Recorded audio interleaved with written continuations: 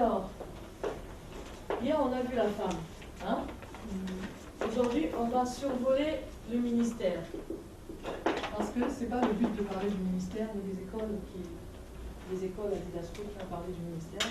Donc nous, on ne parlera pas du ministère. Amen. Hein? Alors, qui peut me dire c'est quoi le ministère? C'est quoi la définition du ministère? Travail, oui. Service, oui. Onction, fonction, oui.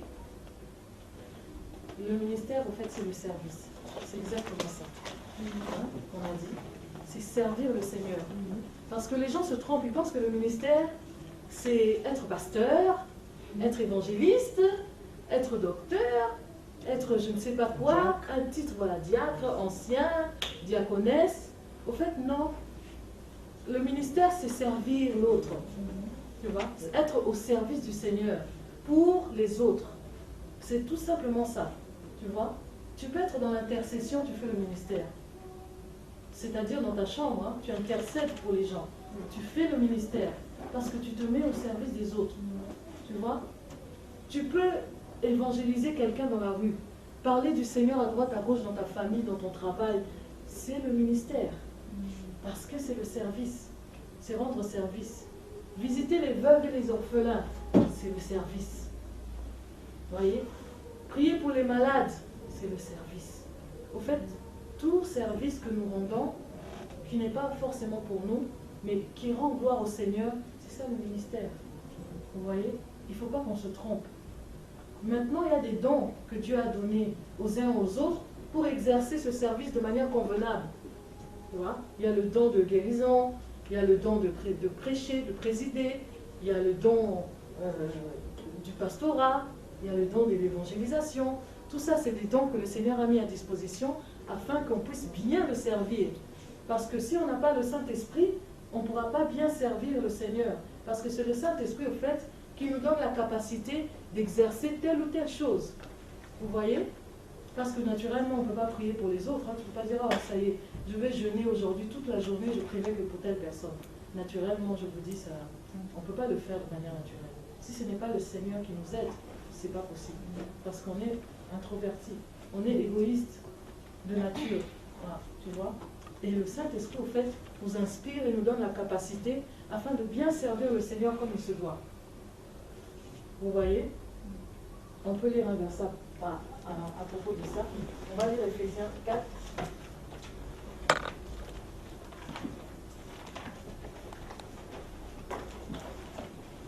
Alors, Ephésiens 4, de 11 à 12.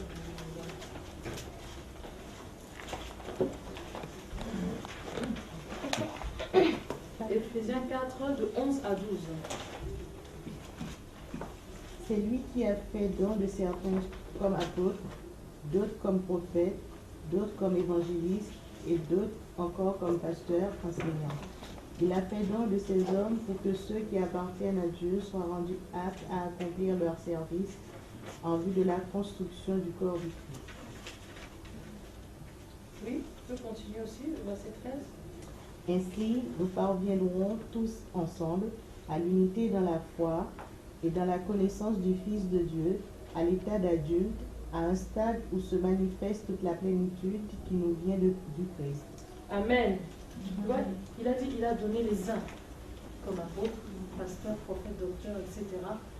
Il a donné. Donc c'est un don qu'il a fait au corps du Christ. Vous voyez, c'est un don. Et pourquoi? Pour que chacun puisse former les saints aux tâches du service. Vous voyez? Et même eux, ils forment les saints pour qu'ils puissent servir le Seigneur. Donc on voit bien que l'objectif, c'est être au service. Vous voyez?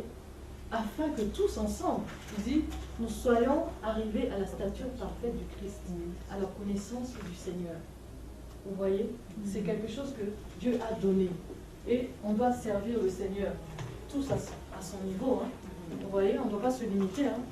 Et c'est pour ça que moi je dis toujours, c'est pas parce que nous sommes des femmes que nous ne puissions pas servir le Seigneur, que nous n'avons pas la capacité de le servir. Tout à l'heure, ma soeur disait qu'elle disait que c'est pas qu'est-ce que Dieu lui a donné, tout ça et tout ça. Tu as forcément quelque chose. On a tous forcément quelque chose. Si on n'a rien, si on croit qu'on n'a rien, prions davantage et le Seigneur va nous orienter vers ce qu'il désire. Vous voyez? Mais aujourd'hui, on voit que les gens courent après le ministère. Surtout les femmes qui veulent être reconnues. Elles courent derrière ça. Elles veulent être reconnues, elles veulent qu'on leur donne la parole, elles veulent que... Non, pourquoi? On n'a pas forcément besoin de me donner la parole pour que je puisse servir le Seigneur, non? Dans mon adoration de tous les jours, je rends gloire au Seigneur. Je l'adore à partir de mon comportement, de ma manière d'être, de me tenir. Je rends gloire au Seigneur. Vous savez, le service, c'est un style de vie. C'est un style de vie. C'est la manière dont tu vis avec le Seigneur. Et ça, eh ben, personne ne peut te l'apprendre si ce n'est le Seigneur. Tu vois? Le ministère, c'est bien. Mais il faut savoir déjà comment faire le ministère.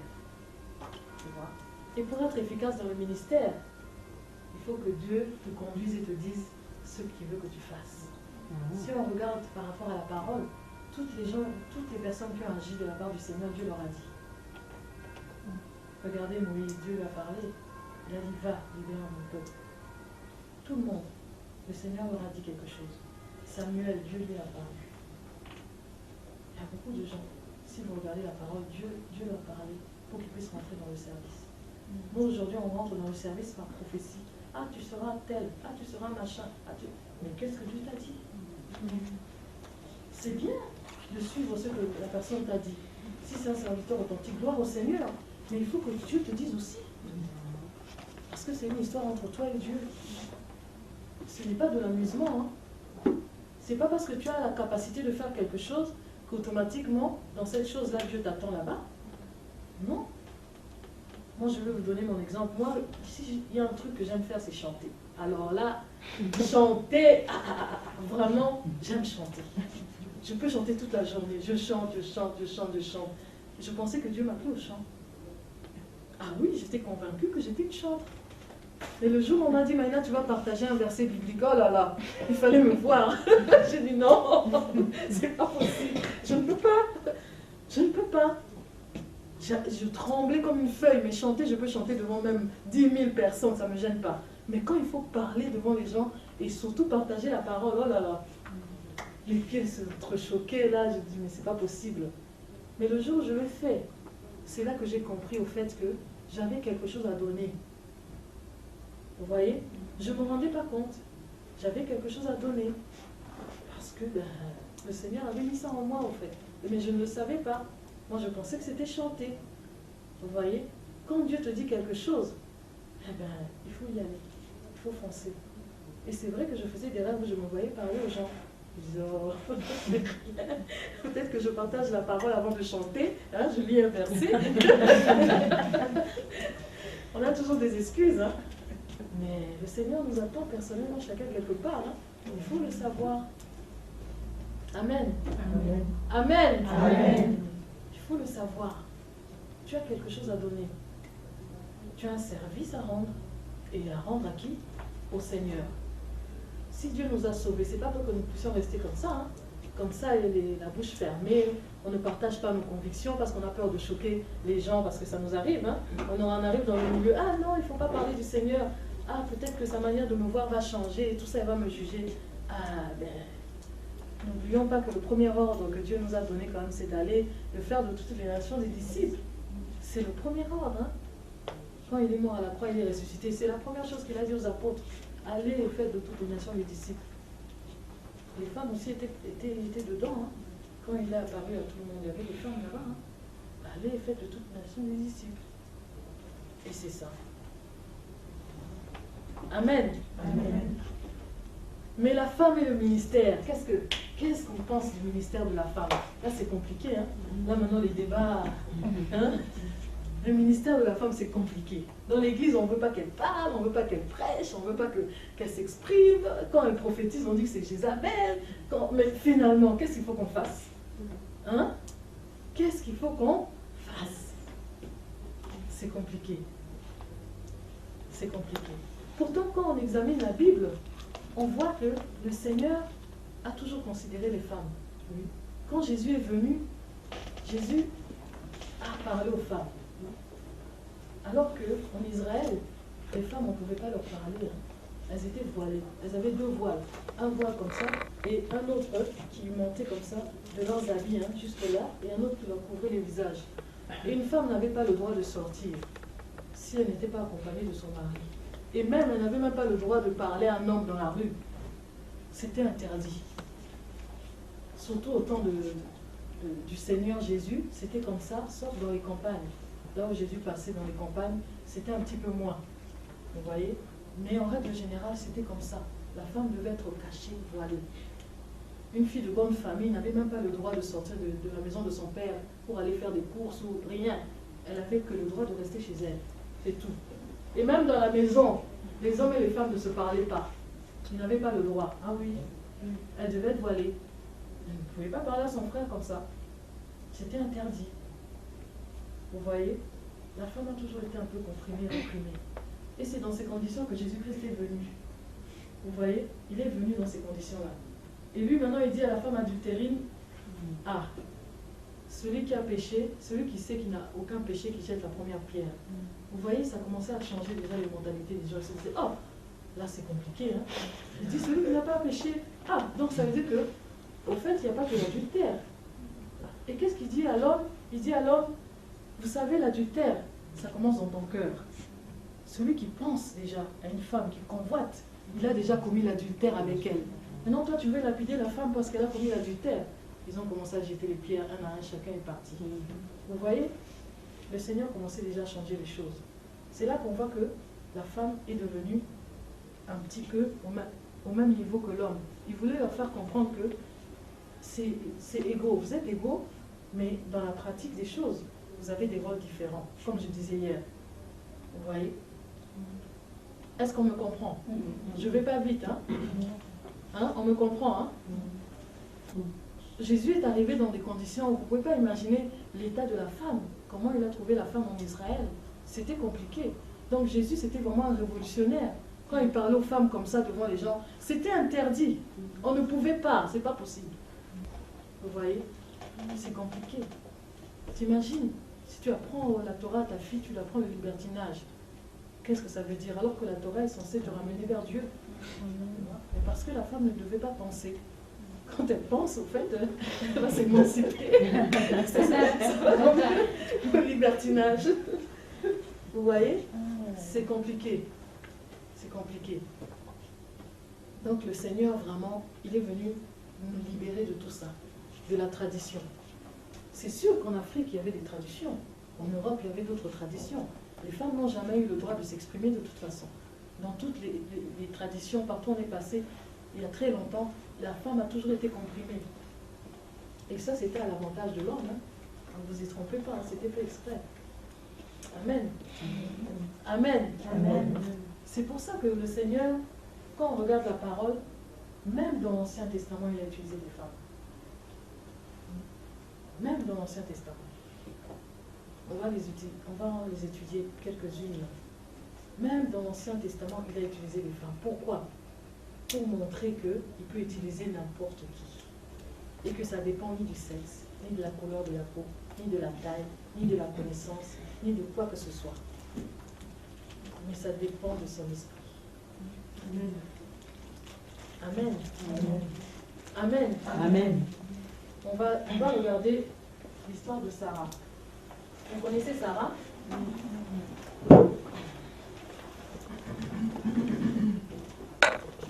Vous connaissez Sarah? Vous connaissez son histoire? Non. Alors, Genèse 21.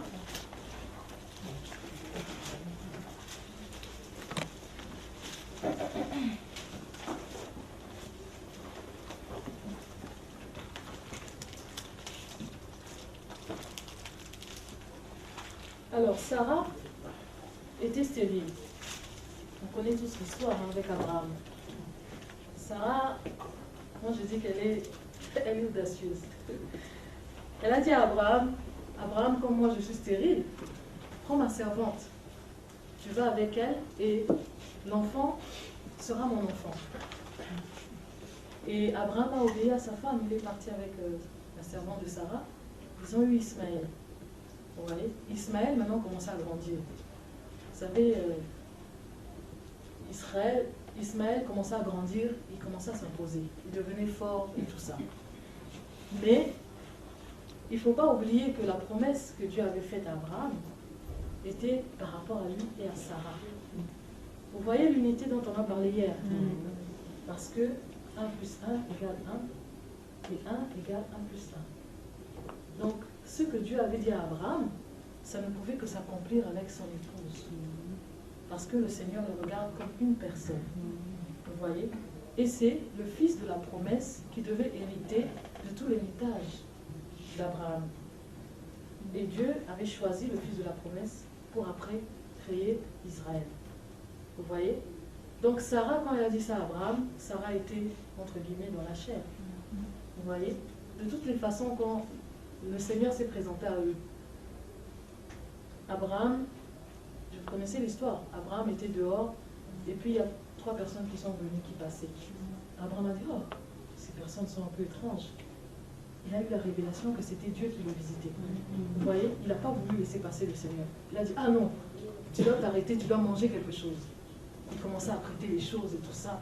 Vous voyez, la révélation, c'est très important. Hein. Parfois, on est visité par des anges, on ne sait même pas. Hein. Il faut vraiment être dans l'esprit. Alors, Sarah préparait les choses et tout ça. Il parlait de Lot, hein, de Sodome et Gomorrhe, qu'ils allaient détruire Sodome et Gomorrhe. Vous connaissez l'histoire, hein? Je n'ai pas besoin de le lire. Hein? Voilà. Ok, ils allaient détruire Sodome et Gomorrhe. Et pendant qu'ils lui disaient ça, ils lui ont dit à la fin, à la même époque, l'année prochaine, Sarah aura un fils. Sarah, qui était en train de faire à manger, a entendu. C'était quoi sa réaction? Elle a ri. C'est elle a ri, pourquoi? Elle s'est d'abord regardée elle-même. Elle s'est dit, mais c'est pas possible. Moi, Sarah, vieille, n'ayant plus aucun désir pour un homme, j'aurai un enfant. Elle a rigolé, c'est pas possible. Et puis, le Seigneur a dit, pourquoi Sarah a-t-elle ri? La Bible a dit qu'elle a répondu encore, je n'ai pas ri, mensonge. Vous voyez, alors que Dieu la voyait, c'est compliqué. Hein? Donc Sarah était vraiment dans la chair. Elle n'a pas eu la révélation de fait ce que Dieu voulait faire avec elle. Vous voyez, ne soyons pas comme ça. Hein? On est vraiment dans la distraction. Parce qu'on croit au fait que Dieu se limite avec nous par rapport à ce qu'on voit. Ce n'est pas ça. Dieu est dans l'esprit. Il faut que nous puissions être nous-mêmes dans l'esprit. Amen. Si tu n'es pas dans l'esprit, tu ne sauras pas ce que Dieu attend de toi. Non, il faut que tu sois dans l'esprit. Pour être dans l'esprit, il faut avoir une communion avec le Saint-Esprit. Parce que c'est lui qui te révèle ce que Dieu attend de toi, dans l'esprit. Sarah était dans la chair. Vous voyez? Mais qu'est-ce qui s'est passé après? À la même époque, elle a eu l'enfant. Elle devait se dire, oh Seigneur, vraiment, c'est compliqué. Hein? Elle a eu cet enfant. Mais regardez, quand Isaac est né, on va lire Genèse 21 au verset 8. De 8, on va lire jusqu'à 13. L'enfant grandit et fut sevré. Et Abraham fit un grand festin le jour où Isaac fut sevré. Verset 9. Sarah vit rire le fils qu'Agar, l'Égyptienne, avait enfanté à Abraham. Et elle dit à Abraham, chasse cette servante et son fils, car le fils de cette servante n'héritera pas avec mon fils, avec Isaac. Cette parole déplut fort aux yeux d'Abraham à cause de son fils. Mais Dieu dit à Abraham, que cela ne déplaise à tes yeux, à cause de l'enfant et de ta servante. Accorde à Sarah tout ce qu'elle te demandera.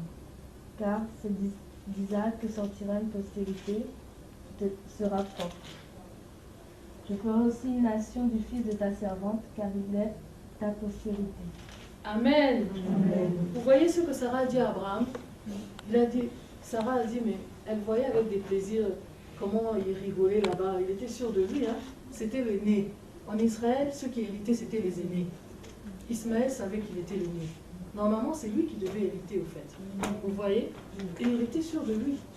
C'est normal, hein? Il est le fils d'Abraham. C'est normal. C'est normal, c'est à lui que revient tout. Et si Sarah a vu ça d'un mauvais œil, c'est parce qu'après tout ce qui s'est passé, Sarah s'est remise en question. Et Sarah savait au fait que ça devait être son fils qui devait régner, qui devait récupérer au fait on va dire l'autorité spirituelle par rapport à Abraham. Vous voyez? Là, elle a été dans l'esprit. Parce qu'effectivement, les promesses de Dieu concernaient l'enfant de la promesse. Et non l'enfant selon la chair. Vous voyez? Et Sarah est arrivée à imposer sa volonté à Abraham. On a dit qu'Abraham a regardé ça avec des plaisirs. Il est allé murmurer auprès du Seigneur. Il n'était pas content, hein? Il a dit, mais Seigneur, Sarah veut que je chasse la servante et son fils. Qu'est-ce que Dieu lui a dit? Écoute, Sarah, chasse, oui, il chasse, parce qu'ils ne doivent pas hériter ensemble. Il y a l'un qui va hériter, l'autre qui devra déshériter. Et imaginez un peu si Isaac avait hérité alors qu'Ismaël était là. Ça allait faire un conflit. Hein? Et la descendance d'Ismaël, là, c'est compliqué. Hein? Vous savez, tous ceux qui sont, hein? C'est compliqué. Vous voyez? Donc, ils ne devaient pas grandir ensemble. Ils devaient se séparer. Et Sarah a eu la révélation. Et Dieu a utilisé Sarah dans ce cas-là pour que cette chose soit réglée. Parce que si c'était Abraham, Abraham était dans les sentiments. Il allait les laisser tous les deux. Peut-être même qu'il allait laisser Ismaël, vous voyez, hériter de tout. Mais Dieu ne voulait pas ça. Il a dû les séparer. Et pour ça, il a utilisé Sarah. Amen. Amen. Quand est-ce que Dieu va t'utiliser? Hein? Quand est-ce que Dieu va t'utiliser? Amen. C'est très important. Hein? Soyons dans l'esprit. Alors, on va regarder Myriam dans Michée 6:4.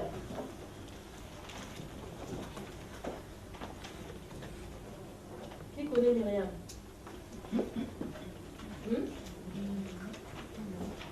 Qui connaît Myriam? Personne ne connaît Myriam. C'est la sœur d'Abraham. C'est la sœur de? Moi, je connais. Après, je sais pas. Après quoi? Après, j'ai dit, en fait, moi, je connais celle de la sœur de Moïse, mais sinon, Myriam. Alors, quelqu'un a trouvé? Michée. Michée 6:4.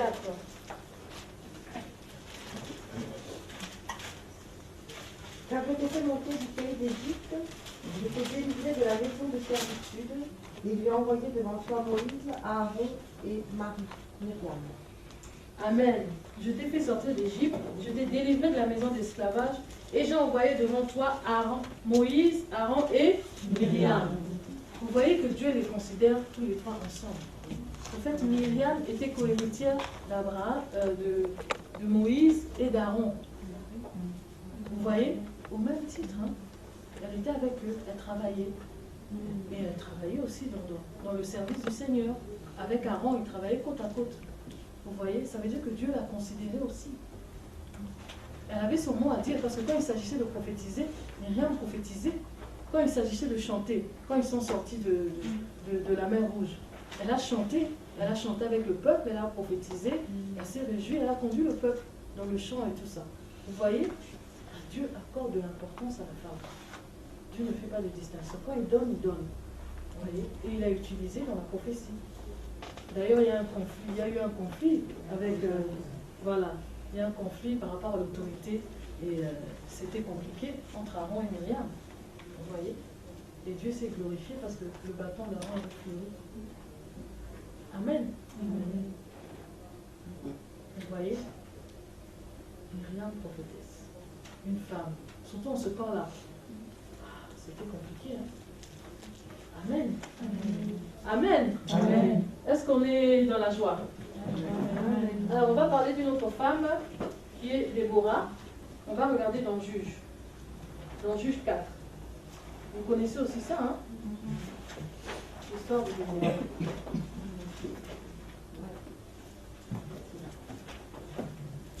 Alors, Juge 4.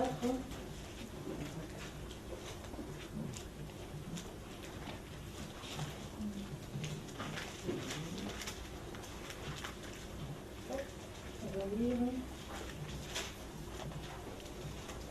On va lire à partir du verset 4.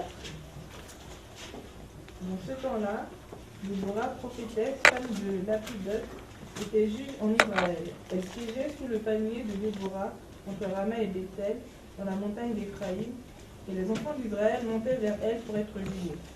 Elle envoya appeler Barak, fils d'Abinoam, et Kedesh Nephtali, et elle lui dit, n'est-ce pas l'ordre qu'a donné l'Éternel, le Dieu d'Israël?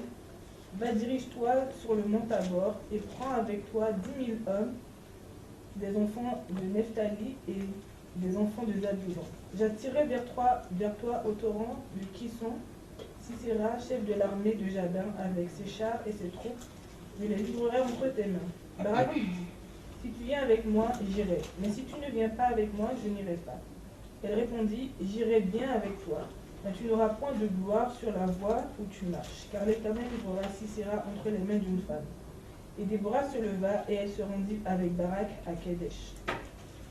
Barak convoqua Zabulon et Nephtali à Kedesh. 10 000 hommes marchèrent à sa suite et Déborah partit avec lui. Héber, le Kénien, s'était séparé des Kéniens et des fils de Hobab, beau-père de Moïse, et il avait dressé sa tente jusqu'au chêne de Sanaïm, près de Kedesh.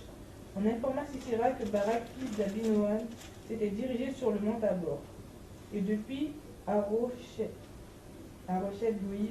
Sisera rassembla vers le torrent de Kison tous ses chars, 900 chars de fer, et tout le peuple qui était avec lui.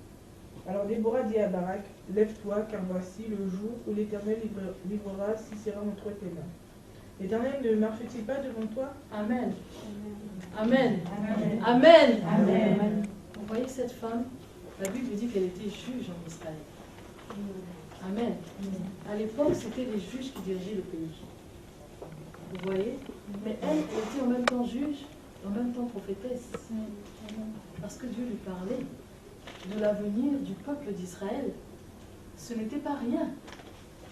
La Bible dit qu'elle siégeait sous le palmier. À votre avis, pourquoi elle siégeait sous le palmier? Hein? Pourquoi?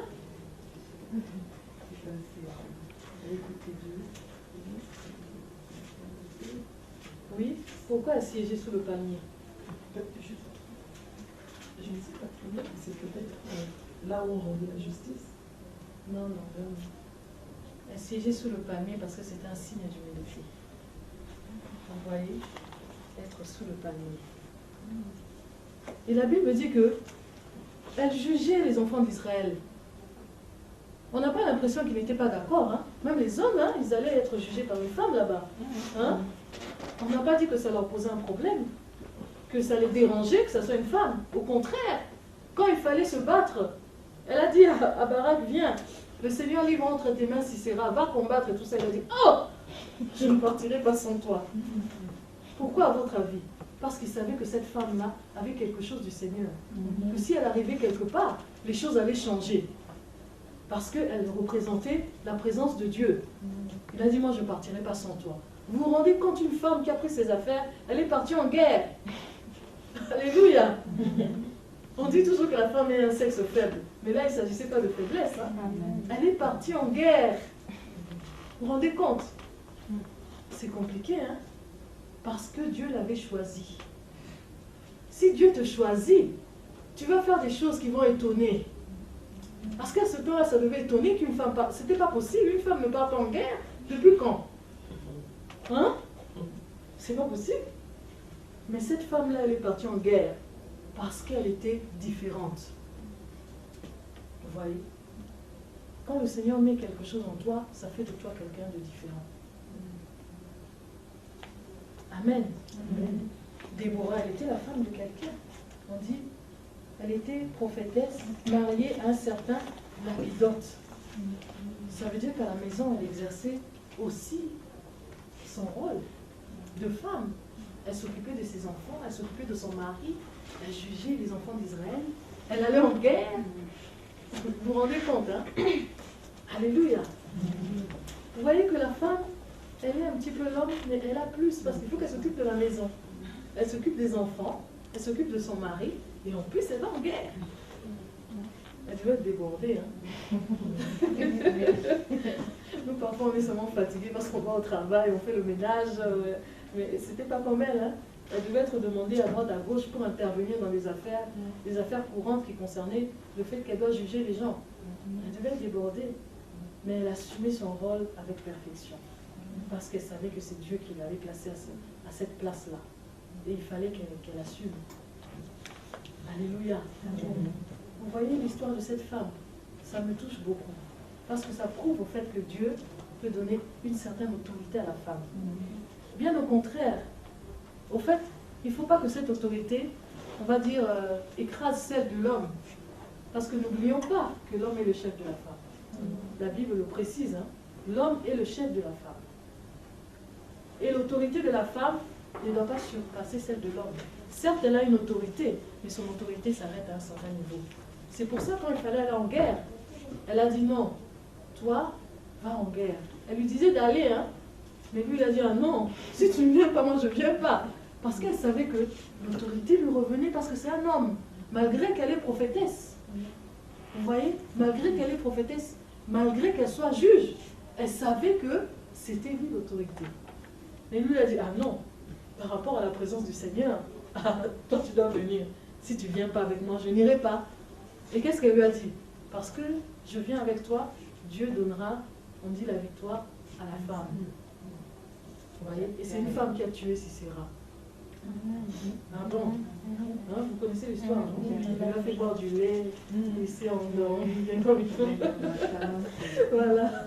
Elle a endormi là, bien, il était à l'aise. Quand il pensait que c'était bon, allez! On est dangereuse quand même. Amen. Amen. Amen. Amen. Vous voyez? Au fait, ton autorité doit se limiter à celle de l'homme. Vous voyez? Parce que le Seigneur a mis en lui, au fait, la capacité de te couvrir. Elle savait qu'elle était couverte par Barak parce que c'est lui qui était son autorité. Et elle s'est soumise à cette autorité. Mais lui, il a dit, ah non, il faut que tu viennes avec moi parce que toi, tu représentes le spirituel. Moi, je suis peut-être la force, mais dans l'esprit, j'ai besoin de toi parce que c'est par l'esprit que ma force sera multipliée. Vous voyez? C'est pour ça qu'il avait besoin d'elle. Et on revient encore à ce que j'ai dit hier, la complémentarité. L'homme n'est pas sans la femme n'est pas sans l'homme. Mais chacun doit rester à sa place. Amen. Vous voyez que l'enseignement d'hier, c'est la base de tout, au fait, par rapport à l'homme et la femme. Si on n'a pas compris ça, on ne peut pas aller loin. On ne peut pas comprendre, au fait, comment Dieu peut nous utiliser. Et là où s'arrêtent, au fait, nos capacités. Parce que les femmes pensent qu'elles peuvent tout faire. Hein. Non. On est limité quelque part. Et on est limité là où Dieu nous a limités. Certes, on est égal, mais on n'est pas pareil. On est égal, mais on a des rôles différents. Et ça, Déborah, elle le savait. Elle le savait. Parce qu'elle a eu la révélation, elle aurait pu se dire, ah, Dieu, tu libères le peuple, ça y est, on est assuré, on a la victoire. Elle aurait pu se dire, moi, je vais en guerre. Elle ne dit rien à Barak. Elle aurait pu partir. Mais oui, vous pensez qu'elle n'aurait pas gagné? Elle aurait gagné, non? Puisque Dieu était avec elle. Elle était juge, elle avait tout le pouvoir. Mais elle a dit, non, Barak, viens. Dieu m'a dit qu'il va livrer entre tes mains Sisera et toute son armée et tout ça. Mais vas-y, va, rassemble les gens, va en guerre. La sagesse. Oui, la sagesse. Alléluia. Vous voyez comment dans l'Ancien Testament Dieu utilisait des femmes. Dieu a toujours utilisé des femmes. C'était moins dans l'Ancien Testament que dans le Nouveau, certes, à cause du Saint-Esprit qui est descendu sur tout le monde. Mais à l'époque, Dieu aussi n'utilisait pas tous les hommes. Parce qu'il y avait les sacrificateurs, il y avait les prophètes et il y avait les rois. L'onction ne descendait pas sur n'importe qui. Mais il y avait aussi quelques femmes sur qui le Seigneur avait déposé une grâce et qui étaient utilisées. Ça, il ne faut pas qu'on l'oublie. Amen. C'est bien de dire à la femme de se taire. Et si c'est Dieu qui l'a appelée, comment tu vas lui dire de se taire? Amen. Amen. Si c'est Dieu qui a placé Déborah là, comment elle pouvait se taire? Elle n'allait pas dire à... elle reçoit la révélation, elle regarde Barak seulement comme ça. Elle n'a pas eu le temps de dire. Elle, dans son cœur, elle dit, leçon, mais Dieu t'a déjà livré si c'est pas possible. Non. Amen. Quand Dieu appelle, il te donne les capacités pour que tu puisses faire quelque chose. Si aujourd'hui on te dit non, ne parle pas, c'est pas grave. Demain, j'ai encore quelque chose du papa du Seigneur. Non, d'accord, il n'y a pas de souci. J'ai encore. On finira par te laisser parler. Alléluia. Amen. Il faut savoir ce que tu as reçu. Déborah le savait. Personne ne pouvait lui dire ce qu'elle avait reçu, elle le savait. Et elle exerçait dans ce que Dieu lui avait donné. Amen. Hein? Alors on va lire 2 Rois 22, 14 à 20. Vous connaissez l'histoire de Judas? Elle, on ne la connaît pas trop. Hein? 2 Rois 22, 14 à 20.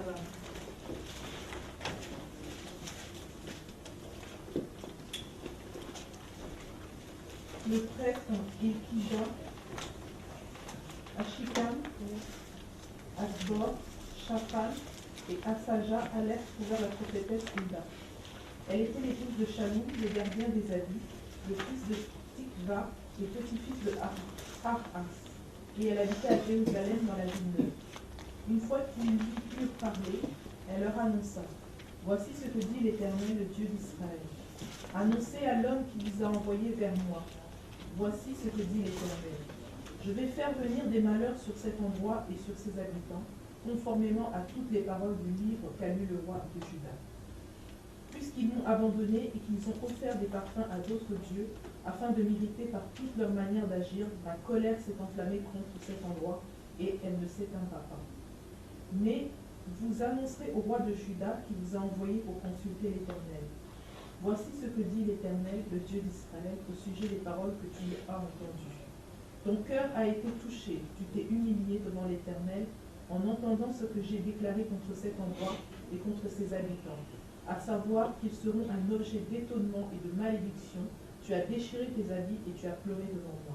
Eh bien, moi aussi, j'ai entendu cela, dit l'Éternel.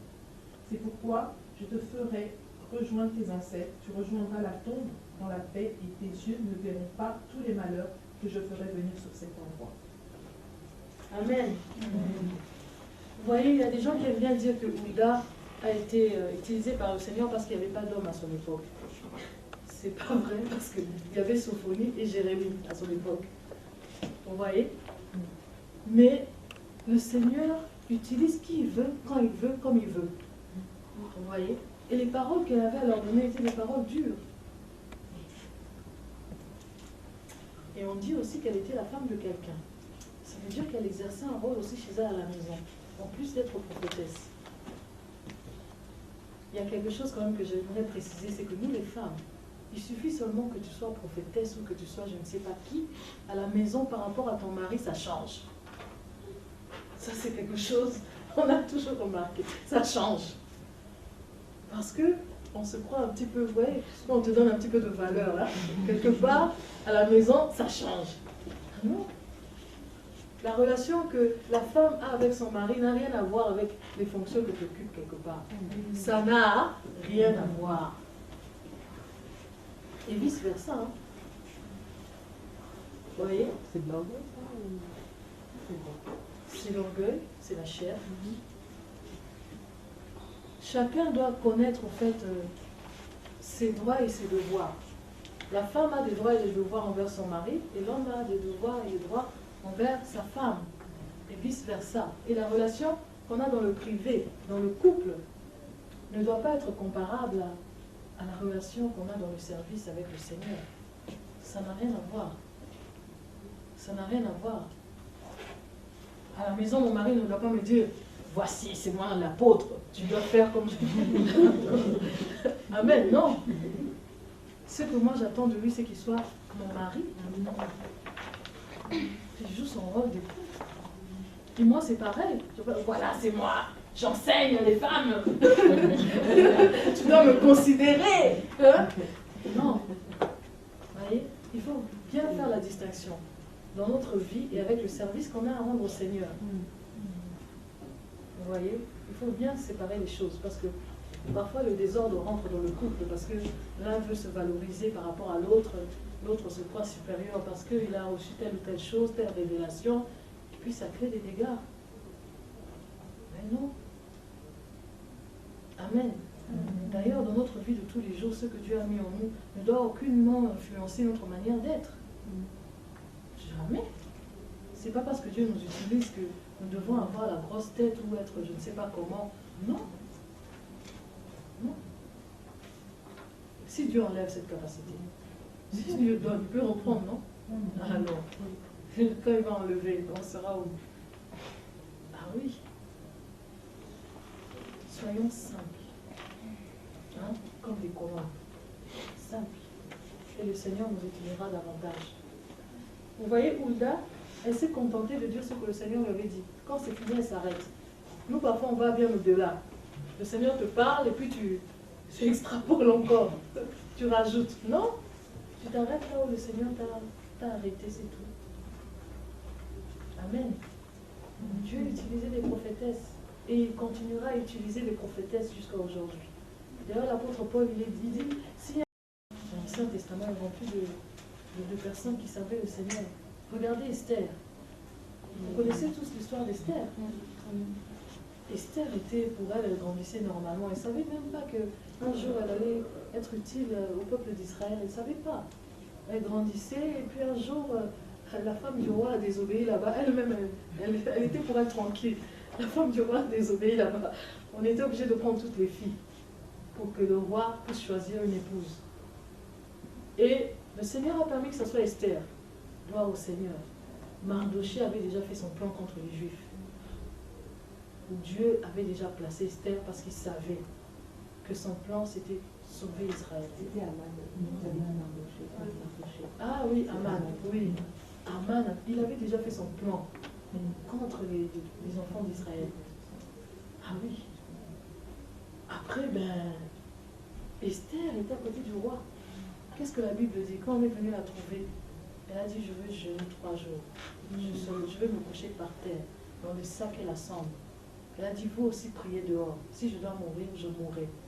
Et après, j'irai parler au roi. Et à cause du fait qu'elle s'est humiliée devant le Seigneur, elle est partie parler au roi. Et le roi l'a exaucé.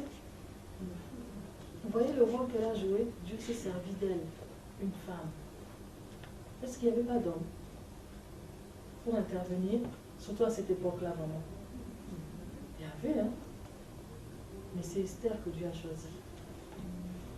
Elle s'est humiliée, elle a prié. Et ensuite, elle est partie, elle est intervenue. Et le roi était favorable à sa demande. Et tous les projets qui ont été faits dans le secret ont été mis en évidence. Hein? Aman a été pendu sur le bois qu'il avait lui-même dressé pour Mardochée. En confusion. Tout ça à cause d'une femme, ou grâce à une femme. Amen. Hein? Parfois on se minimise, on dit, ah, vraiment, c'est ça là, moi je peux faire, vraiment. Quand Dieu te donne la capacité, tu veux faire tout ce qu'il t'ordonne de faire. Il suffit qu'il t'ordonne. Si Dieu dit, oh, moi je fonce, hein. Moi j'aimerais bien.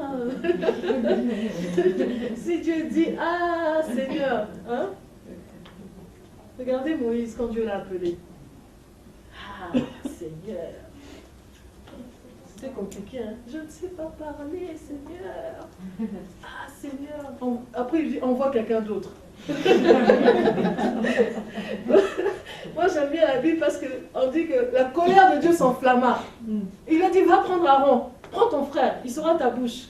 Dieu s'est fâché, hein. Parce qu'il dit, mais je t'ai tout donné. Tu bégayes, mais je te donnerai la capacité de ne plus bégayer. Ah non, Seigneur, oui, mais bon. Ah non, Seigneur, prends quelqu'un d'autre. Et il n'avait pas peur, hein. Donc, Dieu s'est fâché. Vous voyez? Parce que quand Dieu te dit, hein, il te donne la capacité de faire. Nous, on est toujours en train de nous regarder tel que nous sommes, tel que nous nous voyons en fait. Et ça, c'est pas bon. Ça entrave en fait l'action de Dieu en toi. Parce que tu te limites, tu te vois petit. Et tant que tu te vois petit, tu feras des petites choses. Tu vois? C'est ça, avec le Seigneur. Vous voyez?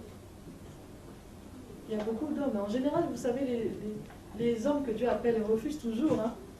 Moi, je suis la première, on dit non, non, non, non. Eh bien, il ne faut pas arriver au point que Dieu se fâche contre toi. Hein.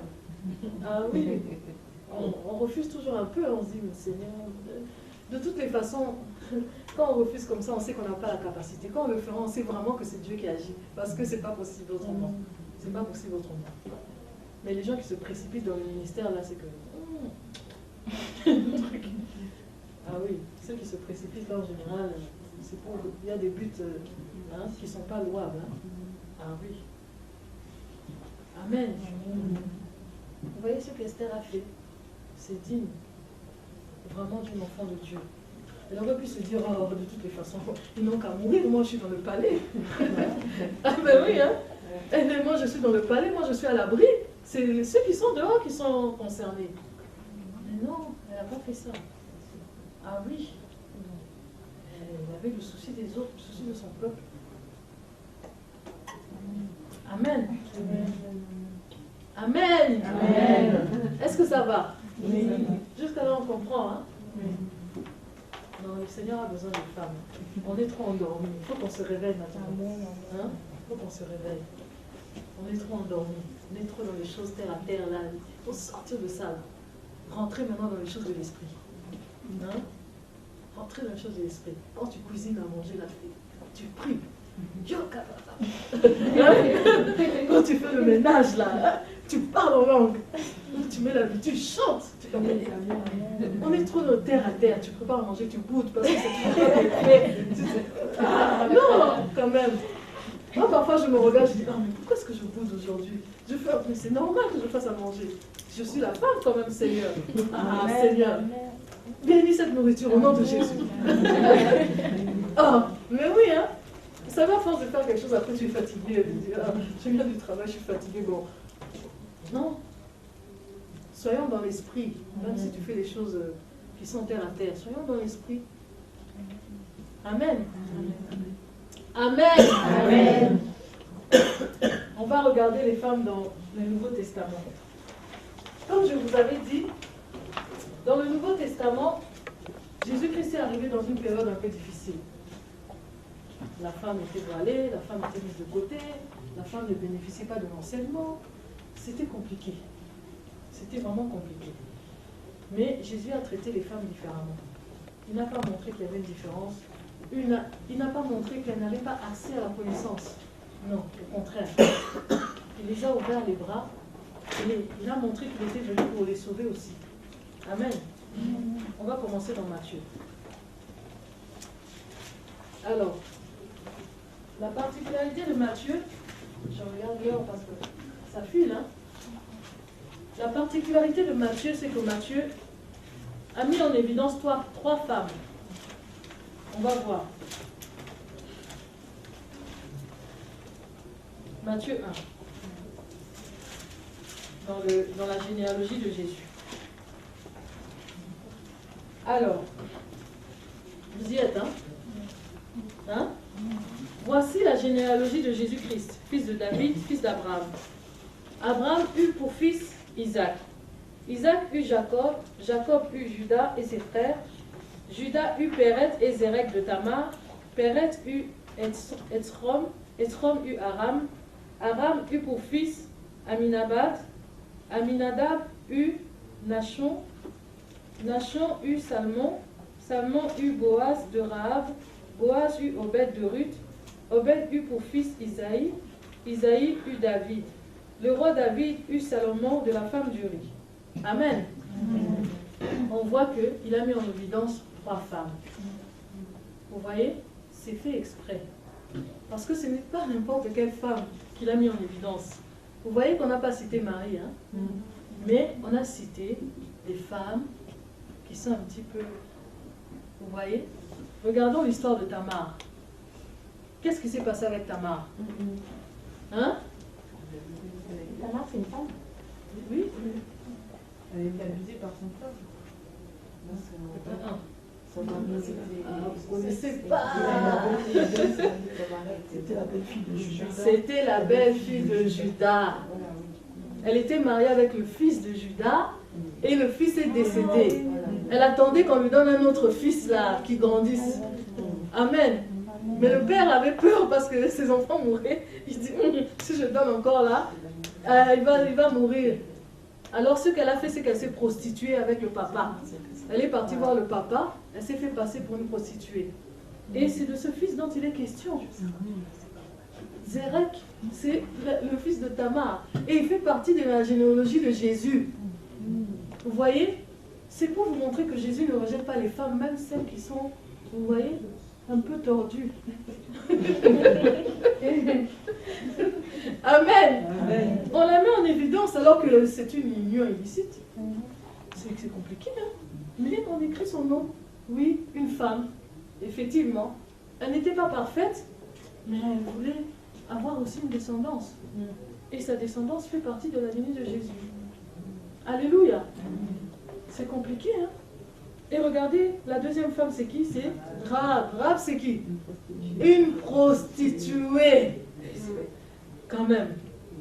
Elle fait partie de la lignée de Jésus. Tout ça, c'est mis en évidence. Pourquoi? Parce que pour nous montrer au fait que Jésus est venu pour les nations. Et qu'il est venu pour sauver ceux qui étaient perdus. Amen. Et la femme du riz, c'est qui? Bathsheba. Qu'est-ce qui s'est passé avec elle? L'adultère avec David qui a tué son mari. Vous voyez, c'est des histoires tordues. Mais le Seigneur les aime parce qu'il a permis que de cette chose qui est mauvaise puisse sortir quelque chose de bien. Vous voyez? Ça veut dire que nous, on n'est pas forcément bonnes, hein? Mais avec le Seigneur, Dieu va nous transformer à tel point que on sera meilleur. Si pas parfaite. Et c'est ce qu'il veut. C'est ce qu'il attend de la femme. Vous voyez? C'est pour ça qu'il met ça en évidence. Parce que je suis sûre que ces femmes n'étaient pas restées telles qu'elles étaient.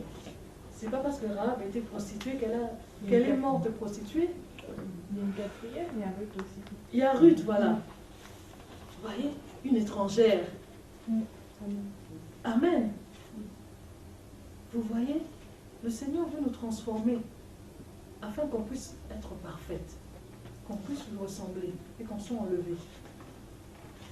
Amen. Et c'est fort parce que les évangiles commencent par là.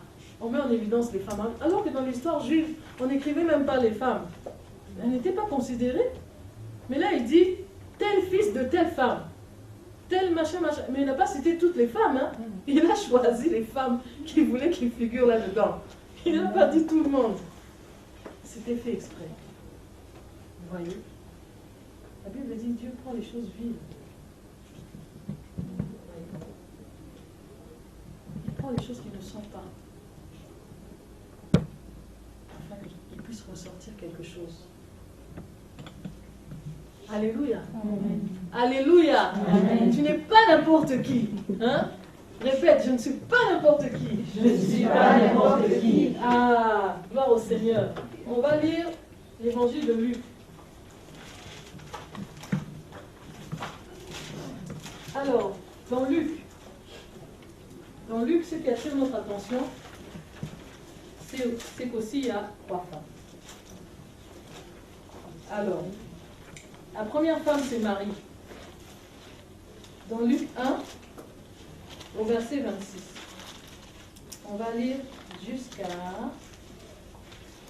38.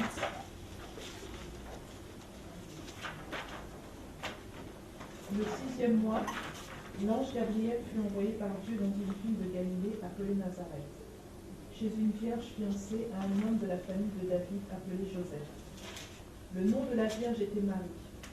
L'ange entra chez elle et dit, « Je te salue, toi à qui une grâce a été faite.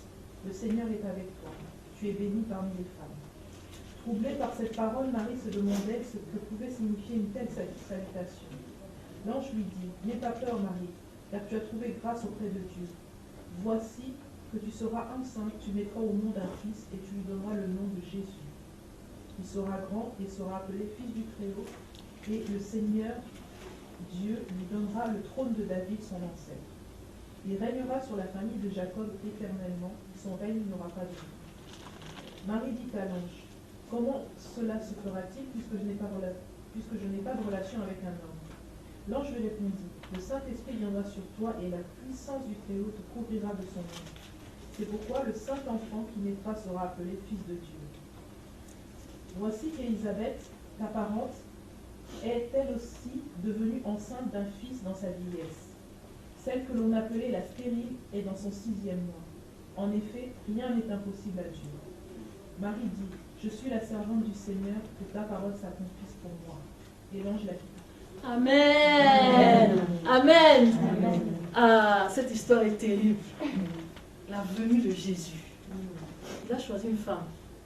Il a tellement eu confiance à la femme qu'il lui a donné la capacité de le mettre au monde. Vous savez, quand une femme met au monde, après elle s'occupe de l'enfant, elle lui donne le sein, elle le change, elle le nourrit, elle lui apprend le premier mot, elle lui apprend à marcher, elle apprend à s'habiller. Mais quelle confiance il a mis au mari. Amen.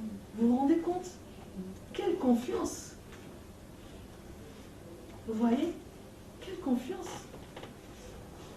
Ça veut dire que tout ce qui s'était passé dans le jardin, Dieu a... Vous voyez? Il redonne à la femme la capacité de se racheter. Vous voyez? Quelle confiance. Amen. Mais Marie, qu'est-ce qu'elle a fait? Elle a d'abord cru. Tout le monde savait que le Messie devait arriver. Hein? Les gens s'attendaient, ah, ça sera peut-être moi, ça sera peut-être dans cette maison, machin. Marie, quand on lui a dit ça, elle a cru. Et elle a dit simplement, je suis la servante du Seigneur. Qu'il soit fait comme tu as dit. Elle n'a même pas discuté ou quoi que ce soit, non. Elle a dit, ok Seigneur, j'accepte, c'est ta volonté, qu'il en soit ainsi. Et le Seigneur a fait comme il a décidé. Mais si on regarde Zacharie, dans Luc 1, alors, on va lire à partir du verset 13. On va commencer au verset 11. Alors lui apparut un ange du Seigneur, des voix droites de l'autel, parfum. Zacharie fut trouvé en le voyant, et la crainte s'empara de lui, mais l'ange lui dit, sois sans crainte, Zacharie, car ta prière a été exaucée. Ta femme Élisabeth t'enfantera un fils, et tu l'appelleras du nom de Jean. Il sera pour toi un sujet de joie et d'allégresse, et beaucoup se réjouiront de sa naissance, car il sera grand devant le Seigneur. Je continue? Oui, oui. Il ne boira ni vin, ni boisson enivrante.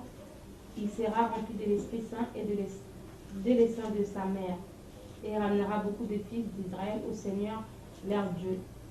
Il marchera devant lui avec l'esprit et la puissance d'Élie pour ramener les cœurs des pères vers les enfants et les révéler à la sagesse des justes et pour préparer au Seigneur un peuple disposé. Zacharie dit à l'ange, à quoi reconnaîtrai-je cela, car je suis vieux et ma femme est d'un âge avancé. L'ange lui répondit, moi je suis Gabriel, celui qui se tient devant Dieu. J'ai été envoyé pour te parler et t'annoncer cette bonne nouvelle. Voici, tu seras muet et tu ne pourras parler jusqu'au jour où cela se produira, parce que tu n'as pas cru à mes paroles qui s'accompliront en leur temps. Amen. Vous voyez la différence? Première réaction, il a peur. Il dit, oh, c'est pas possible. Pourtant, il était dans le temple. Hein?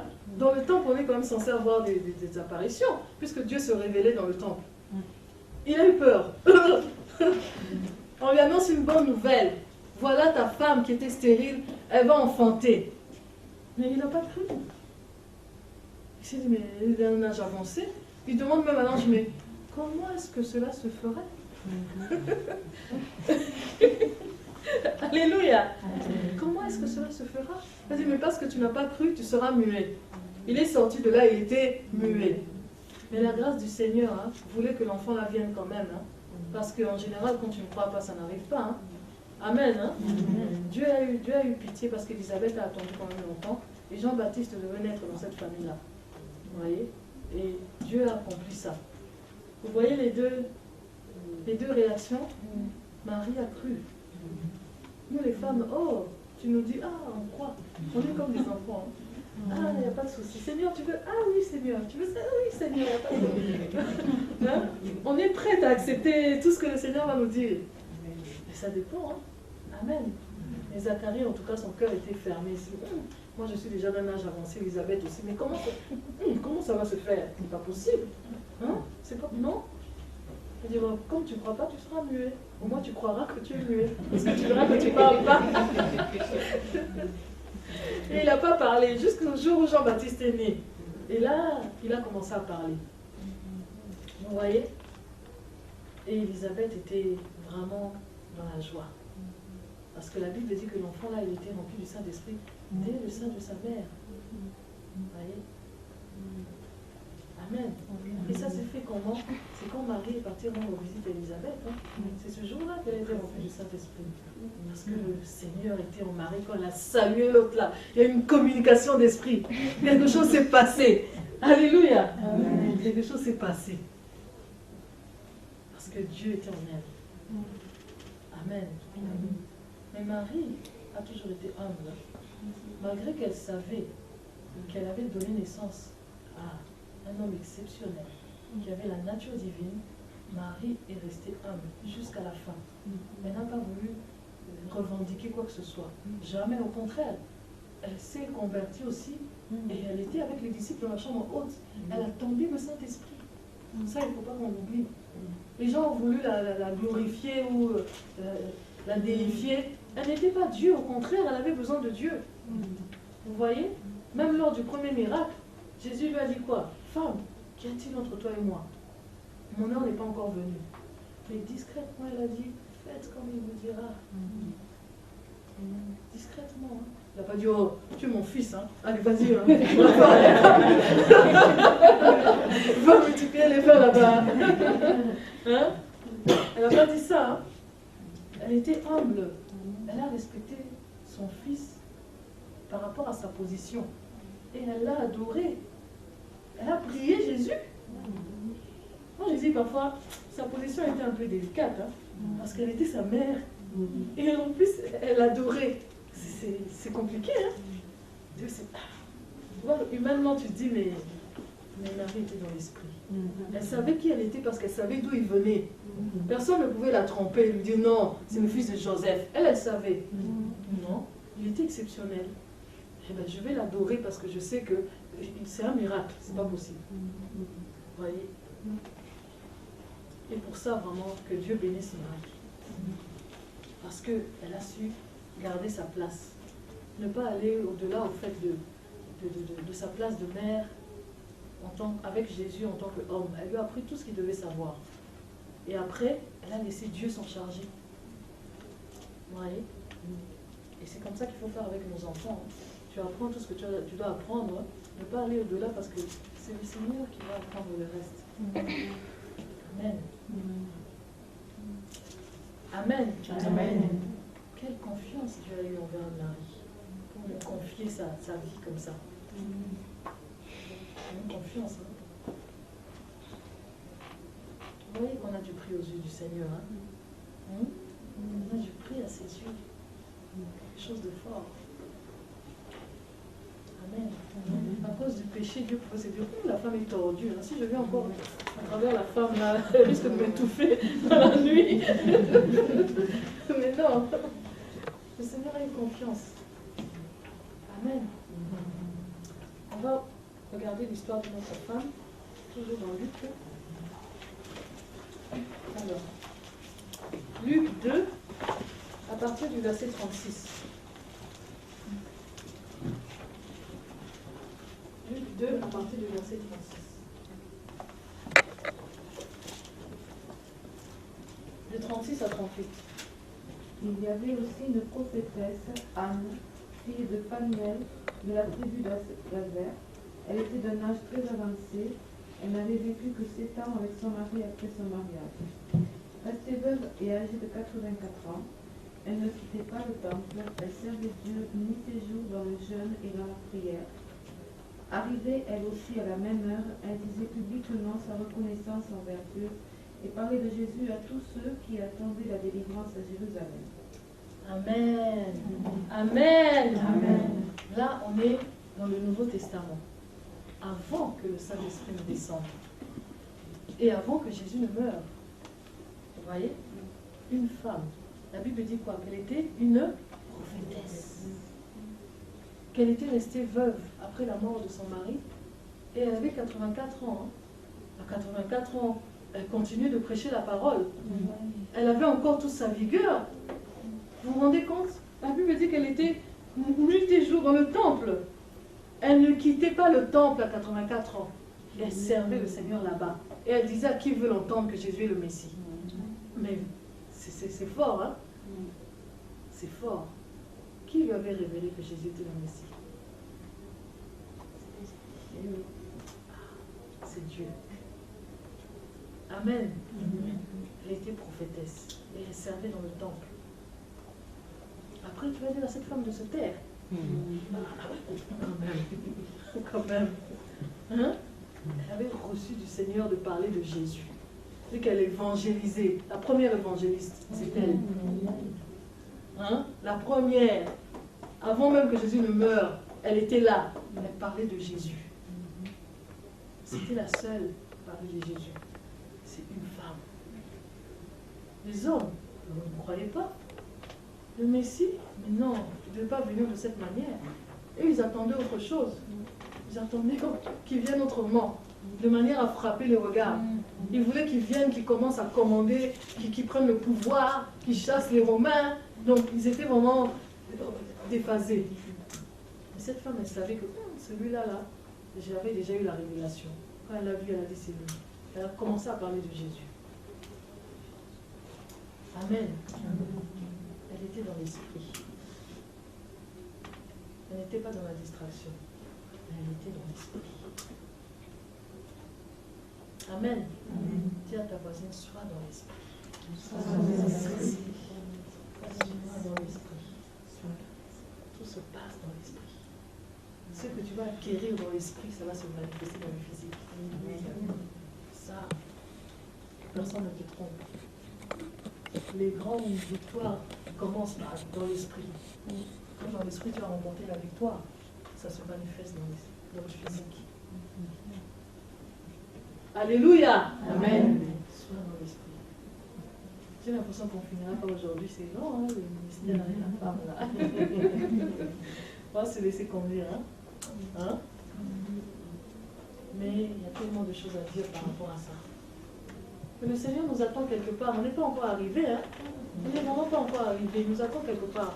Moi qui vous parle, je suis loin d'être encore arrivé. Dieu nous attend quelque part. On a encore beaucoup de choses à découvrir, à acquérir, surtout dans sa présence. C'est pas encore ça. Quand je regarde comment les femmes étaient dans le Nouveau Testament, là, mais on en est encore loin. On en est encore loin. Il y avait la persécution. Lydie, là-bas, elle a ouvert sa maison. Il y avait la persécution. Elle n'a même pas eu peur qu'on vienne lui arracher la tête. C'était compliqué en ce temps-là. Hein. Nous, aujourd'hui, là, on est comme des peureux. Hein. Il suffit qu'il y ait quelque chose, on se fait tout petit. Alléluia. On a vraiment besoin d'autre chose, d'un renouveau, de... je ne sais pas. Amen. Hein? Amen. Amen. Mais être dans l'esprit, c'est très important. La femme, on est beaucoup dans les choses charnelles, moi je dis. La chair, ça nous domine. Dans les cancans, dans les machins, dans les... Hein? Elle a dit ceci, souvent. Hein? Tu te préoccupes de ce que les gens pensent de toi. Ça, c'est nous, hein? C'est les femmes. Non, il faut passer au-dessus de tout ça. Maintenant, il faut qu'on soit dans l'esprit. Qu'est-ce que le Seigneur disait? Cherche premièrement les choses d'en haut, où Christ est assis. Et toutes les choses vous seront données par-dessus. Plus tu t'attaches aux choses d'en haut, plus le Seigneur te donne autre chose. Amen. Amen. La première évangéliste était une femme. Moi, j'aime mieux le dire. La première évangéliste était une femme. Regardez, Jésus n'était pas encore mort. Dans le temple, elle servait le Seigneur jour et nuit. Et elle disait à qui voulait l'entendre, c'est lui le Messie, c'est Jésus le Messie. 84 ans. Amen. Dieu l'a gardé jusqu'à cet âge-là. pour qu'elle puisse voir Jésus et dire que c'est lui. Vous vous rendez compte? Amen. Ah, ça c'est fort, ça. C'est fort. À 84 ans, est-ce que nous, on sera encore fortes pour parler du Seigneur? Amen. Amen. Au moins, il y a un amen là. Amen. Ah non, c'est trop fort ça. 84 ans. Vous vous rendez compte? 84 ans. Quand on arrive à 70 ans, on est déjà quitté. 84 ans, c'est trop fort. Dieu est merveilleux. Amen. La femme a quelque chose à donner. Il faut savoir ce que tu dois donner toi. Elle savait. Elle s'était proclamée que Jésus-Christ était le Messie. En ce temps-là, c'était aberrant. Elle passait peut-être pour une folle. Hein. En plus, c'est une femme qui parle, qui prophétise. Est-ce qu'on va la croire vraiment? Mais elle n'en avait rien à faire. Elle parlait. Parce qu'elle savait que c'était la vérité. Elle savait qu'elle avait rencontré ce Dieu-là. Et que Dieu l'avait établie prophétesse. Vous pensez que c'est tout le monde qui est rentré dans le temple comme ça, qui servait Dieu là-bas dedans? Ah non, hein. C'était compliqué en ce temps-là. Et elle proclamait haut que Jésus est le Messie. Et personne ne l'a chassé du temple. Parce que Dieu l'avait établi. Amen. Amen. Amen. Amen. La première évangéliste qui était prophétesse. Alors, on va regarder aussi Marc. On va prendre Marc, on va parler de la femme atteinte de perte de sang.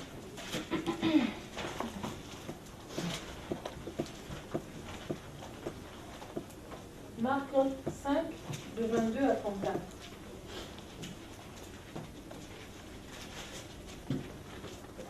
Marc 5, de 22 à 34. Alors vint un des chefs de la synagogue nommé Jairus, qui l'ayant aperçu, se jeta à ses pieds et lui adressa cette infante prière. Ma petite fille est à l'extrémité, viens, impose-lui les mains afin qu'elle soit sauvée et qu'elle vive. Jésus s'en alla avec lui, et une grande foule le suivait et le pressait. Or, il y avait une femme atteinte d'une perte de sang depuis 12 ans. Elle avait beaucoup souffert entre les mains de plusieurs médecins, et elle avait dépensé tout ce qu'elle possédait, et elle n'avait éprouvé aucun soulagement. Mais elle était allée plutôt en empirant. Ayant entendu parler de Jésus, elle vint dans la foule par derrière et toucha son vêtement, car elle disait, « Si je puis seulement toucher ses vêtements, je serai guérie. » Au même instant, la perte de sang s'arrêta, et elle sentit dans son corps qu'elle était guérie de son âme. Jésus connut aussitôt en lui-même qu'une force était sortie de lui, et se retournant au milieu de la foule, il dit, « Qui a touché mes vêtements ?» Ses disciples lui dirent, « Tu vois la foule qui te presse et tu dis, qui m'a touché ?» Et il regardait autour de lui pour voir celle qui avait fait cela. La femme effrayée et tremblante, sachant ce qui s'était passé en elle, vint se jeter à ses pieds et lui dit toute la vérité. Mais Jésus lui dit, « Ma fille, ta foi t'a sauvée. Va en paix et sois guérie de ton mal. » Amen. Amen. C'est une belle histoire. Hein? C'est une très belle histoire. Parce que en ce temps-là, la femme n'avait pas de rapport avec l'homme. Vous vous rendez compte? Elle savait qu'elle avait un mal en elle. Elle avait une perte de sang tout le temps. Quasiment tout le temps. Et elle avait besoin de Jésus. Mais elle ne savait pas comment l'atteindre parce qu'elle ne pouvait pas se présenter devant lui et lui parler. Ce n'était pas possible. Il n'y avait pas de relation entre les hommes et les femmes. Elle s'est dit, ah, qu'est-ce que je vais faire? Je vais venir, je vais toucher seulement le bord de son vêtement. Et je sais que je serai guérie. Vous voyez? Elle est venue, elle a touché le bord de son vêtement. Et comme elle avait la foi, l'hémorragie s'est arrêtée. Vous voyez? Jésus a connu même qu'une force est sortie de lui. Donc, ça veut dire que la femme était venue tellement décidée, elle a décidé, une force est sortie de Jésus jusqu'à la femme. Vous voyez? La foi. Jésus lui a dit quoi? Ta foi t'a guéri. Et tu es guéri de ton mal, va en paix. Vous voyez? La foi peut déplacer les montagnes, hein, la Bible dit. Hein? Si tu as la foi comme un grain de sénévé, tu diras, ôte-toi de là, jette-toi, ça va se faire. On a besoin de la foi, comme cette femme. Elle n'a pas eu peur, hein, elle n'a pas regardé sa position. En plus, une femme impure qui touche le Messie, c'était pas possible. Les femmes impures, là, elles devaient se cacher. En ce temps-là, elles ne devaient même pas apparaître en public. Il fallait qu'elles soient dans la maison, qu'elles ne bougent pas, jusqu'à ce qu'elles se purifient et ensuite elles sortent. Mais elle n'a pas eu peur. Hein. Vous voyez? le traitement de Jésus à l'égard de la femme avait déjà changé. Parce qu'il savait qu'il était venu pour sauver tous ceux qui étaient perdus, sans considération de quoi que ce soit. Et que ce n'était plus le temps de se limiter aux coutumes. Il était venu même détruire, abolir la coutume.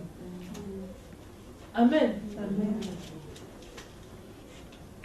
On a tendance à lire la Bible selon nos coutumes. Là. On regarde seulement ce qui est propre aux Africains, on regarde ce qui est propre aux Blancs, on regarde ce qui est propre aux... C'est vrai, hein, aux Chinois. Les Africains sont contents parce que quand ils lisent Abraham, ils voient la dot là-bas, ils disent « Ah !» Ils disent « Bon, Seigneur, c'est biblique !» On est comme ça, hein. On privilégie en fait nos origines par rapport à ce qu'on lit. Non. Avec le Seigneur, vous faire table rase. Vous voyez? Parce que Jésus lui-même, il montre à Israël qu'il est au-dessus des coutumes, au-dessus des habitudes, au-dessus de tout. Moi, je dis que Jésus, c'est vraiment un révolutionnaire. Un révolutionnaire. Nous, on est cantonnés à notre manière de voir. On est carré, quoi. Il faut que les choses se passent comme ça. Si ça ne passe pas comme ça, il faut que Dieu agisse de telle manière. S'il n'agit pas comme ça, on songe en vision, on prophétie, en machin. Dieu s'en fout. Il peut se révéler à toi comme il veut. Il peut te guérir de la manière dont il veut. Sans se soucier de la coutume, sans se soucier de ta couleur de peau, sans se soucier de quoi que ce soit. Il est Dieu. Parce que cette Bible, elle est universelle. Si on l'adapte à chaque pays, on ne va pas sortir. On ne va pas s'en sortir. Hein? Amen. Amen. Sortons de nos mentalités, sortons de nos habitudes, sortons de nos coutumes. Cette femme-là, elle était sortie. Si elle n'était pas sortie de toutes ces choses, elle n'aurait jamais touché Jésus. Jamais. Elle ne serait pas guérie, elle serait encore là, avec son mal, chez elle à la maison assise. Vous voyez? Elle s'est dit, non, c'est pas possible, moi je vais sortir de là. On m'a dit qu'il y a un Messie, Jésus, il guérit les malades. Ah bon? Ah, je vais y aller. Elle est partie, elle a touché. Non seulement elle est partie, mais elle a touché. Amen. Quelle audace. Quelle audace. Elle avait tellement la foi qu'une force est sortie de Jésus jusqu'à la femme. Jésus a sorti ça. Ah, qui m'a touché? Qui m'a touché? Les disciples, comme ils sont dans la distraction, hein? Seigneur, mais tout le monde t'entoure. Comment tu peux dire que quelqu'un t'a touché? Il a dit, j'ai senti une force sortir de moi. C'est pour ça que je demande qui m'a touché. Parce qu'il peut y avoir 10 000 personnes qui me touchent, mais celle qui m'a touché là, elle m'a touché de manière tellement exceptionnelle que je dis, qui m'a touché? Amen. Mais Jésus savait qu'il avait touché. Bien sûr, il savait, Dieu, bien sûr. Et la femme, la Bible dit qu'elle a eu peur. Pourquoi elle a eu peur? Parce que, un, elle était impure et qu'elle n'avait pas le droit de toucher quelqu'un dans son impureté. Et deux, elle était une femme. La femme ne doit pas avoir de contact avec un homme si ce n'est pas ton mari. Si ce n'est pas possible. Elle a eu peur, elle s'est dit, ça y est, on va me lapider ici. Il y a des gens ici, là, ils sont dans la coutume. Aïe, aïe, aïe, on va me lapider. La Bible dit, toute tremblante, elle a dit, c'est moi. Ah, Jésus lui a dit, n'aie pas peur. Ta foi t'a sauvé. Tu es guéri de ton mal, va en paix. Elle est partie dans la joie. Vous vous rendez compte? Comment les coutumes peuvent nous bloquer, mais c'est terrible. Ça nous empêche de servir le Seigneur. Ça nous empêche. Oh, chez nous, on fait toujours ça. Oh non, c'est la coutume. Quelle coutume? Jésus n'a pas de coutume. Amen. Mais pourquoi vous pensez qu'il y a eu des païens dans la lignée de Jésus? Pourquoi? Il aurait pu dire, c'est seulement les Israélites. Hein? C'est vrai, hein? Il dit, c'est seulement les Israélites. Comme ça, voilà, il sort d'Israël, il l'adora comme roi. Non, toutes les nations sont entrées dedans là. Hein? Les femmes là, les plus compliquées là, qu'on a vues là, elles sont entrées dedans. C'était pour ça, pour abolir toutes ces choses, afin que nous puissions être libres de le servir. Amen. Ça va? On comprend? Oui. Voyez, hein, la femme a quelque chose de particulier. Il faut que tu saches ce que tu as pour le servir vraiment de manière efficace. Si tu ne sais pas, tu ne seras pas efficace dans le service. Non, tu ne seras pas efficace. Il faut que tu saches. Ah oui, il faut que tu saches.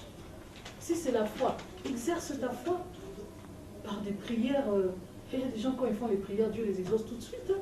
Moi, il y a des années, je prie, Seigneur. Mais quand quelqu'un d'autre va prier, mais oh, ça dépend, il faut savoir ce que Dieu t'a donné. Il y a des gens, quand tu pries seulement pour le malade, là, le kyste se déplace, ça disparaît. Il faut savoir ce que Dieu t'a donné. Là, quand il chasse les démons, il dit seulement, ah, sors, c'est fini. Donc Dieu, ah, sors. Vous voyez, il faut savoir ce que Dieu t'a donné. Tu seras plus efficace. Tu ne vas pas te fatiguer. Quand le service commence à te fatiguer, là, laisse, c'est pas pour toi.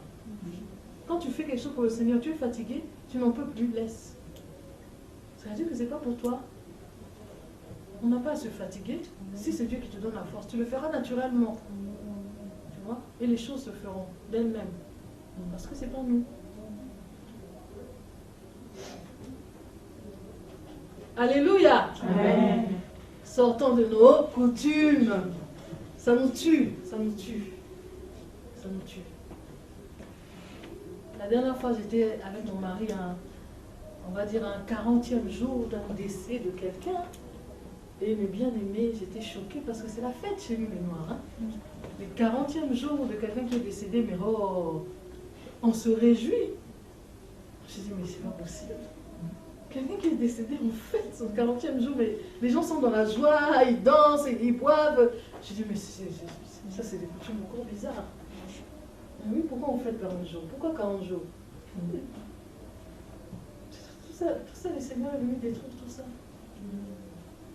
Dieu n'en veut pas, tout ça. On a vraiment des coutumes. Si on creuse, on verra que l'origine est vraiment démoniaque. Hein. Mais avec le temps, au fait, on ne sait plus d'où ça vient. On le fait maintenant, naturellement.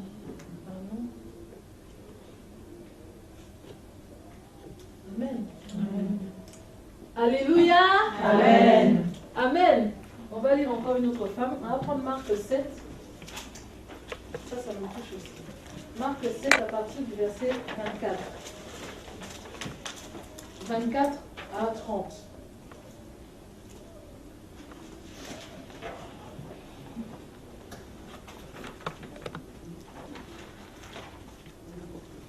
Jésus étant parti de là, s'en alla dans le territoire de Tyr et de Sidon. Il entra dans une maison désirant que personne ne le sût. Et il ne put rester caché, car une femme dont la fille était possédée d'un esprit impur entendit parler de lui et vint se jeter à ses pieds. Cette femme était grecque, syro-phénicienne d'origine. Elle le pria de chasser le démon hors de sa fille. Jésus lui dit, laisse d'abord les enfants se rassasier, car il n'est pas bien de prendre le pain des enfants et de le jeter aux petits chiens. Oui, Seigneur, lui répondit, mais les chiens sous la table mangent les miettes des enfants. Alors il lui dit, à cause de cette parole, va, le démon est sorti de ta fille. Et quand elle rentra dans sa maison, elle trouva l'enfant couché sur le lit, le démon étant sorti. Amen. Amen. Vous voyez encore l'histoire de cette femme. La Bible dit qu'elle était une non-juive, une syro-phénicienne. Mais les païens là n'avaient pas de relation avec les juifs. Jamais. C'était pas possible. Mais vous voyez que Jésus, il a tellement fait aucune différence. Vous voyez qu'il a accepté au fait les femmes de toute nationalité. Et il a fait fi au fait aux coutumes, aux usages, aux traditions. Il a fait fi pour montrer aux gens au fait que les choses ont changé. C'est une nouvelle ère qui commence. Vous ne devez plus faire attention à ces choses. C'est terminé. Une femme syro-phénicienne vient trouver Jésus. La Bible dit qu'il ne pouvait pas se cacher. La femme l'a vu. Il ne pouvait plus se cacher. Elle est venue. Elle le pria de chasser le démon hors de sa fille. Jésus lui a dit, ah non, il faut d'abord laisser les enfants manger sur la table. Hein? La femme a répondu. Elle est audacieuse, elle a répondu. Vous savez, les petits chiens mangent tout ce qui tombe, les miettes là qui tombent en dessous de la table. Ah! Le Seigneur a dit, c'est pas possible. C'est pas possible. Dans d'autres versions, si vous lisez, il dit, jamais en Israël, il n'a trouvé une aussi grande foi. Cette femme avait tellement la foi qu'elle pouvait se contenter des miettes. Il a dit, une miette de toi, Seigneur, suffira à guérir ma fille. Mais vous vous rendez compte? Elle n'était pas juive. Elle n'était pas juive. Elle a cru comme ça que la miette du Seigneur allait guérir sa fille. Le Seigneur a dit, vas-y, le démon est sorti de ta fille. Avec la miette qu'elle avait eue, le démon est sorti de la fille. Imaginez si elle avait le pain. Amen. Rendez compte ce que le Seigneur a fait, c'est fort. Cette femme-là, elle n'a même pas regardé qu'elle était entourée des Juifs, non. Elle n'a pas eu peur, elle s'est dit, mais moi je viens pour ma fille, elle est dérangée par un démon. Je sais que lui, il a la puissance pour chasser les démons. Je viens le voir. Elle est venue, elle lui a parlé. Jésus lui faisait comprendre qu'il n'y a pas de relation entre les Juifs et lui. Comment? Les enfants là, hein? Toi tu n'es pas un enfant du pays?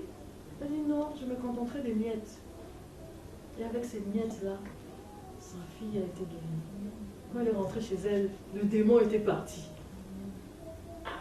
Quelle grâce. Amen. Mais comment tu te situes en tant que femme dans le corps du Christ là? Tu te situes comment là? Regarde-toi bien là. Comment tu te situes? Tu es l'œil, tu es le pied, tu es la bouche, tu es une artère. Tu es quoi? Si tu n'es rien, pose-toi une question. Dis, mais Seigneur, soit je suis dans le corps, soit je ne suis pas dans le corps. Parce que si tu es dans le corps, tu dois être quelque chose. Jésus est la tête, mais toi tu es quelque chose dans le corps. Il faut que tu saches c'est quoi.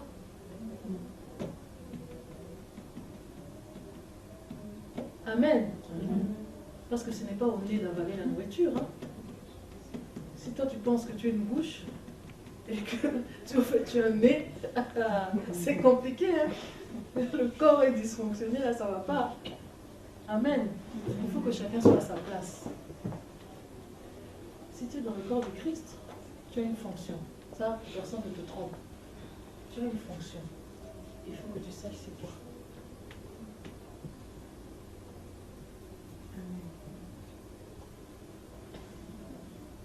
Ça va dans ce monde aujourd'hui? C'est plus facile qu'hier. Hein? Hier, je voyais que ça volait un peu au-dessus de vos têtes. Amen. Amen. Mais si on n'avait pas compris hier, on n'aurait pas bien pu comprendre aujourd'hui. Hier, c'était le début, le commencement de toutes choses. Aujourd'hui, on voit que Jésus a donné à la femme sa place. Il ne fait aucune différence. D'ailleurs, dans la Bible, on voit beaucoup de récits avec les femmes. La plupart des récits, c'est avec les femmes. La plupart. Et Dieu s'est beaucoup révélé aux femmes. Si vous regardez bien, aux femmes, il se révélait sans énigme. Il ne se cachait pas. Il n'avait pas peur de dire c'est moi le Messie. Il n'avait pas peur. Mais Nicodème, il lui a dit, oh, si quelqu'un est né de nouveau,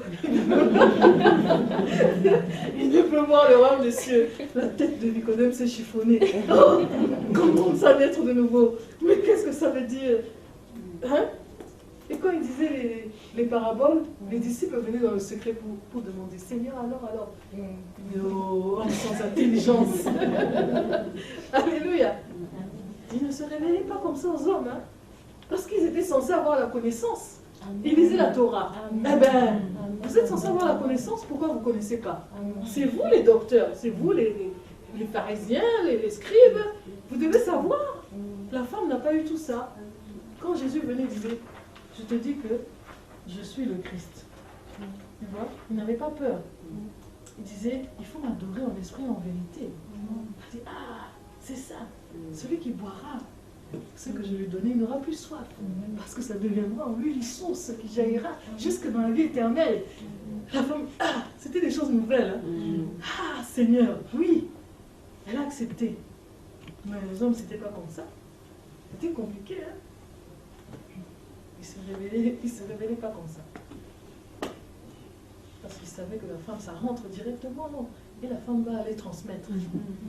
L'homme, ça va douter un peu. Ça va confronter l'enseignement qu'il a reçu. Ça va se bousculer. Mais au fait, la Torah dit dans tel verset, mais ça ne correspond pas à ce que tu m'as dit. Vous voyez, c'est compliqué. Alléluia. Amen. Alléluia. Amen. C'est compliqué, hein? Bon, je pense qu'aujourd'hui, on va faire une pause parce que si je continue là, on va continuer la suite demain. Hein? On va continuer comme ça, on va commencer.